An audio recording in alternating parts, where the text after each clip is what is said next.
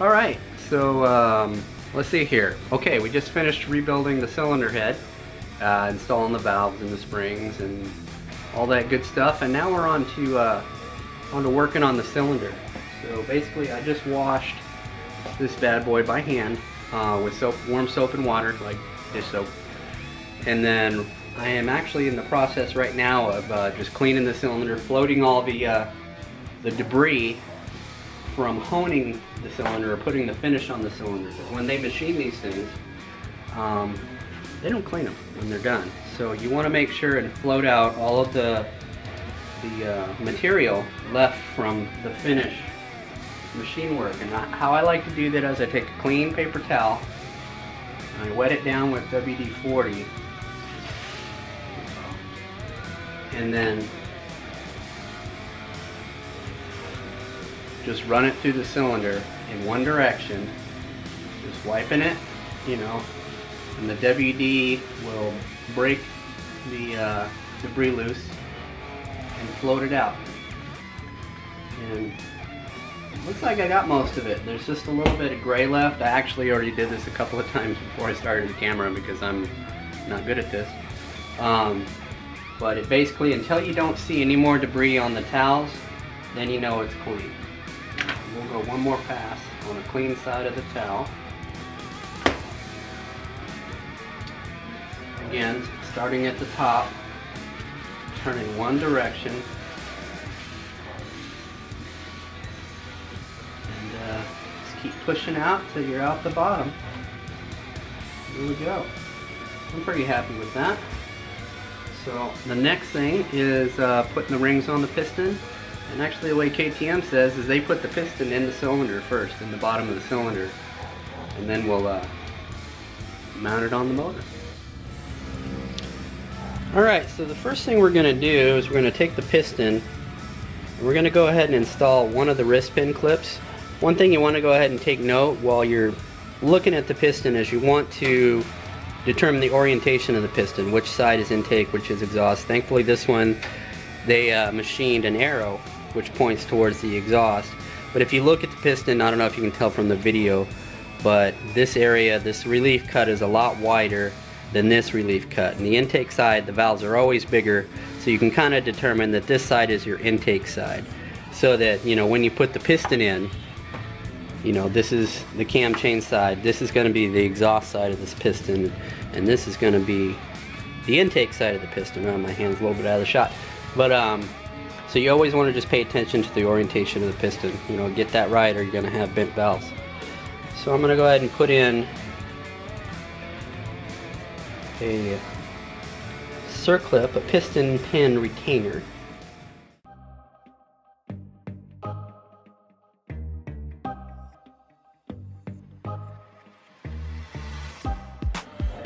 Alright, so the pick method worked.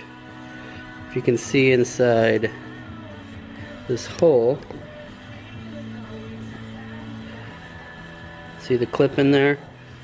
So I ended up just laying the clip in the groove as far as I could get right to this point, and then this notch, you just took my pick and deflected the ring in to get it to snap into place. So that's that. So I want to just put the one in.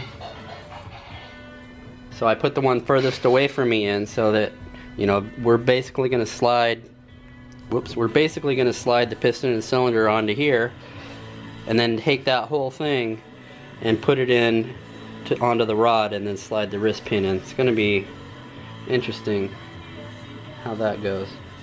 But so next we're going to put the rings on it. I'm going to go ahead and just take some contact cleaner and wipe this thing down real quick.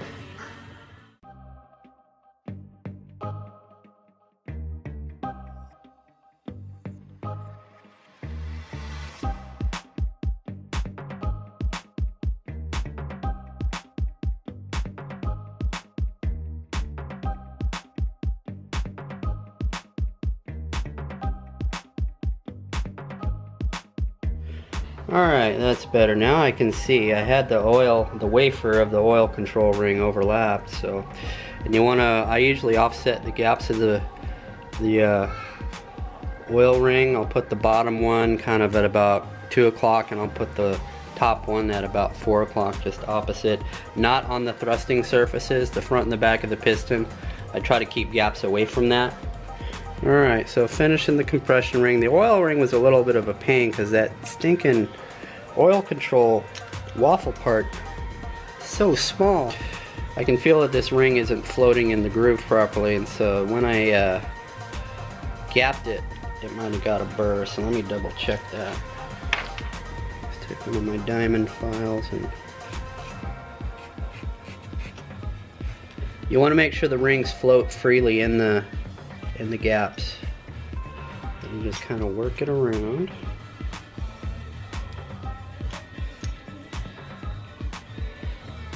Oh, that feels much better. There we go. And I'm going to run that gap kind of right there on the side. So, what I like to do next, take some motor oil.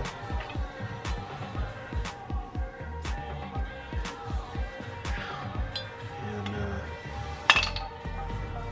line the cylinder. Whoops. Taking motor oil here and just lining the cylinder. Put a nice film of motor oil. What's going to happen? On the cylinder. So we will leave that just like that. Then do the same with the piston. Alright, I'm going to make this easy on myself. I was trying to just compress the rings with my fingers, so I figured, hey, it's only 2 rings. Right? So, but it wasn't working out for me, so I am going to, let's go ahead and put a little oil on the skirts. I'm also going to put a little oil on the ring compressor.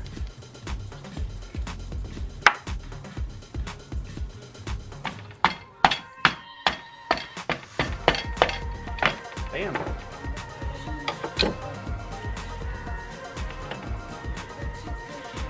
That wasn't too bad, wasn't in the center of the shot, but you want to leave the wrist pin hole exposed because you have to install the wrist pin. Alright, so let's move on to the next step. Alright, so the next thing is to install base gasket.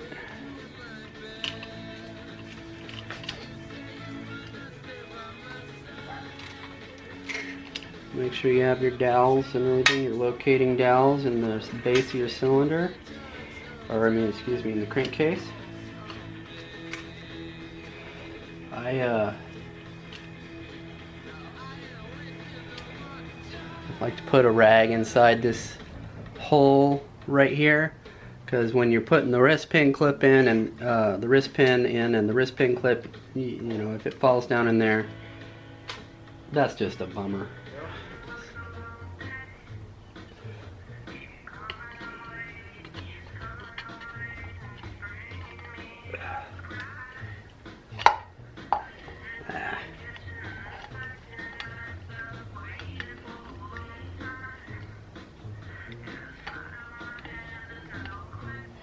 Alright, wrist pin is in. I'm just going to protect myself a little more because I have a feeling I'm not going to get this wrist pin clip on the first shot.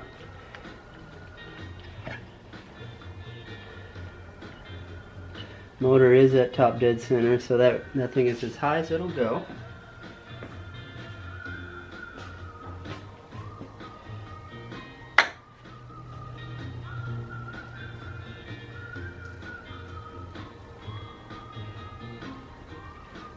I like the feel of the pliers. I'm going to have to do it the way I've always done it.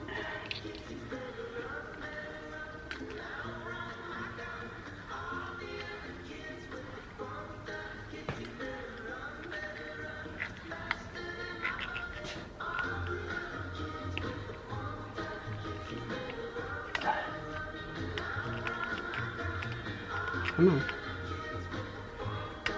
Get in there.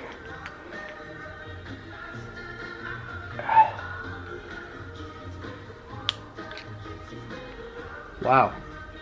I need to go to Vegas. That thing popped right in. Look at that.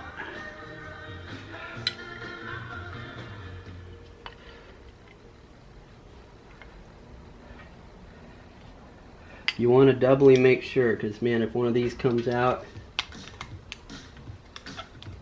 it is not a good thing. Bad things happen, I should say. Bad. Yep, it's in there.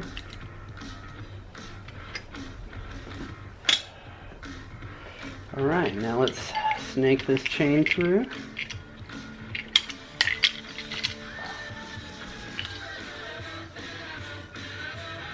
Get the gasket back on where it goes.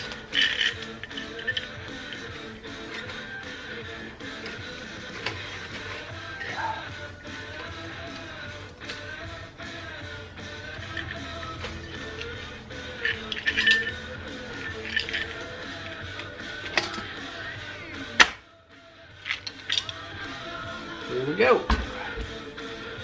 Pistons on. Cylinder is on. On with the cylinder head. And again, I'm gonna hate myself for not tying back this cam chain. But so be it. See, it's just gonna fall down in there.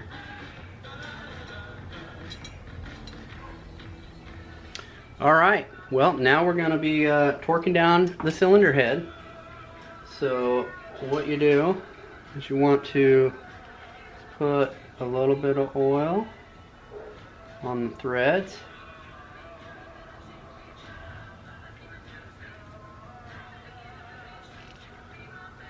I got 2 head bolt holes here. Let me grab my socket. I didn't even grab my socket.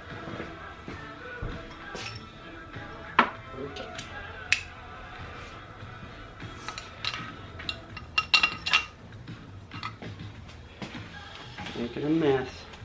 Luckily I have this drip pan underneath the motor, so it helps. I'm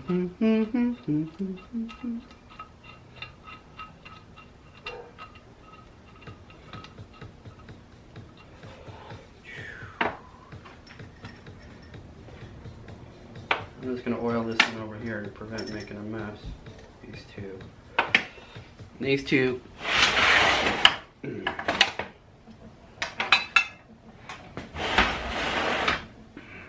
Go over here. So this.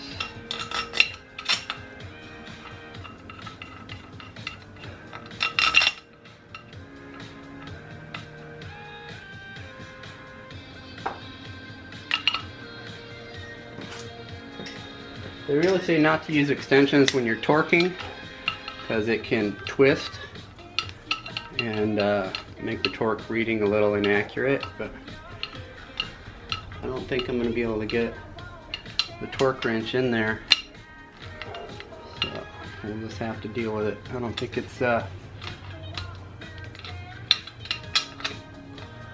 to make a major problem.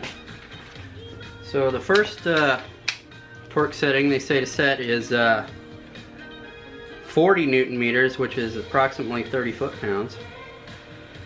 So that's what we're gonna do. You want to just go in an X pattern.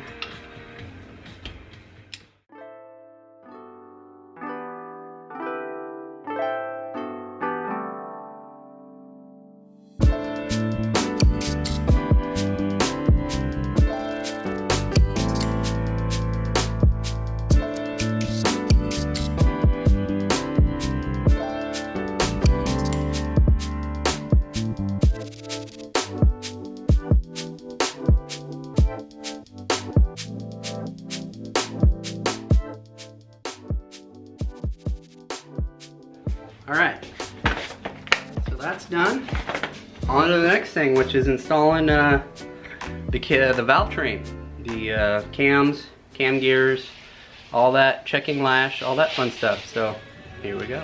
Hey guys, well, again, I'm not very good at this. I think the last recording I did, we had torqued down the cylinder head. Well, unfortunately, I've moved on a little bit and actually went ahead and installed the cams and the cam chain. You can see that, you know what, let me set this thing up, hang on a second. Alright, so now you can see we got the cams, the base plate, the cam chain.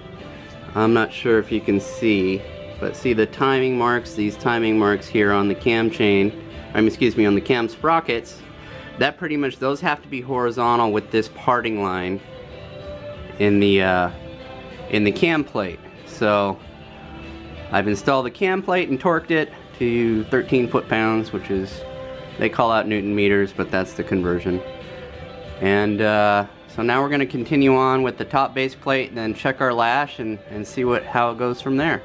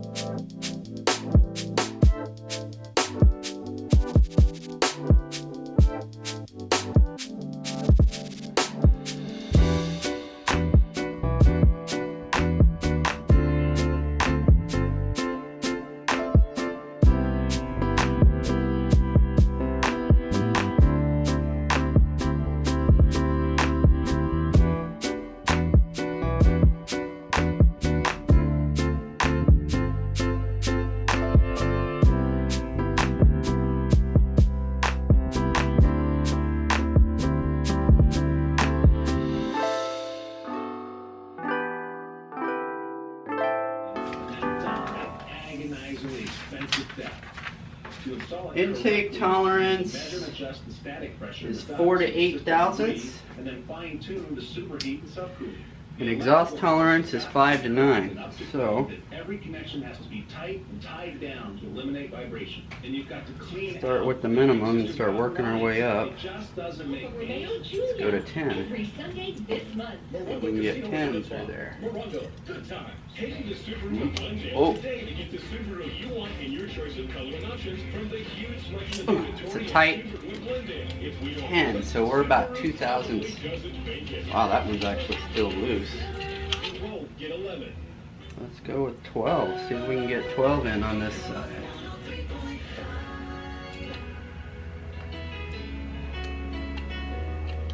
Whoa.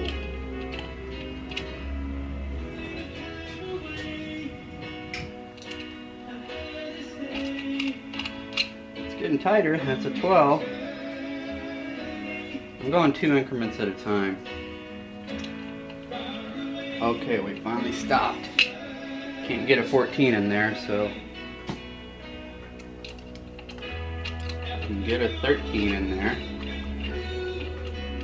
So the stator side intake valve is 13, which is way too loose. So we're gonna have to point 0.13. All right, let's check the exhaust. The highest parameter on exhaust is 9, so we'll start there. I promise you. Okay, I can't get a 9 on the stator side.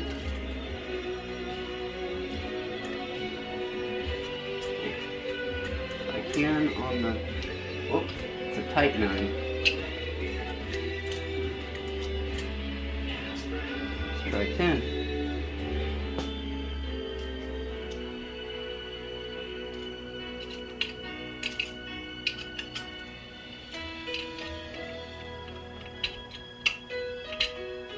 Can't get a 10 through the stator side. Coast Photo 3.5 has your shot at $1,000 cash on Coast now. Text the nationwide keyword Java. All right. Well, I have to go buy some shims so that we can shim these up to spec. See you in a bit. All right. Well, we went and got some shim and we got it shimmed up properly. So now I'm going to show you the final assembly, hopefully, of this whole valve train. So here you go. As you can see, I've got the new shims in place in the tops of the collars. Whoops, wrong way. And then I'm going to assemble the rocker base assembly, which can be a little precarious because you have to hold up the rocker arms like this with all your fingers, and then hold this chain up out of the way.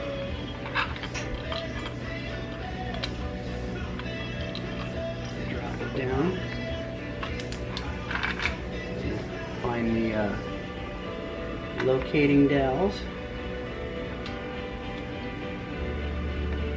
Just give it a little tap. Make sure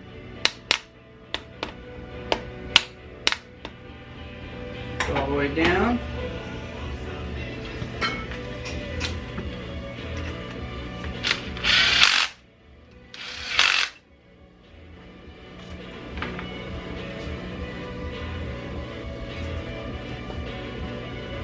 Let's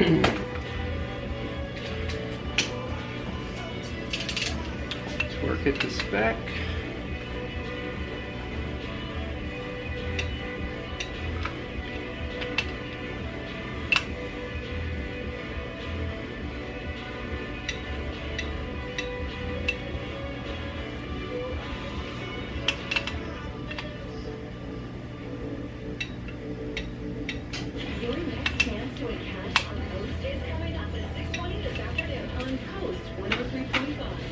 Now comes the intake cam.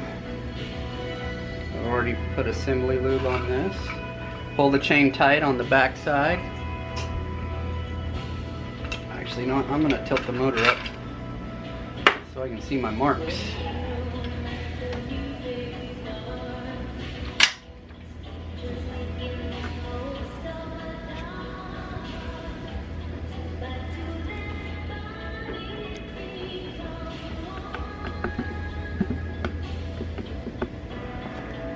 All right. So here's my intake cam. Again, you pull it up tight from the back side.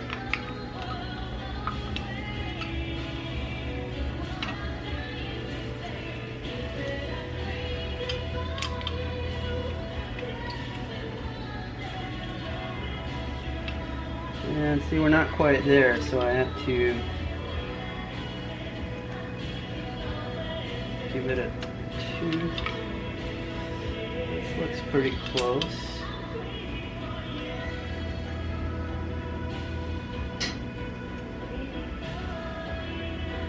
I don't think it'll go back much, so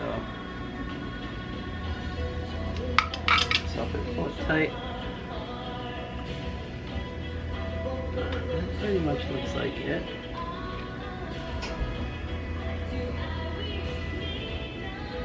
Yep, alright, that's lined up. Next comes Mr. Exhaust Cam.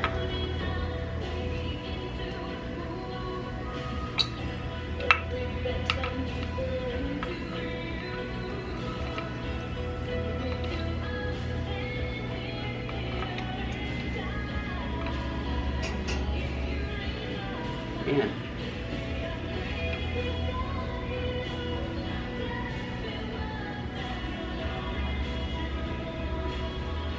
Well, that's about as good as you can get.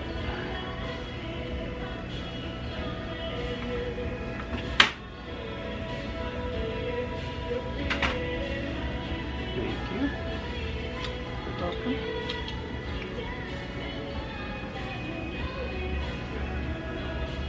Way to tell is you can put tension on the chain like that, and they're lined up.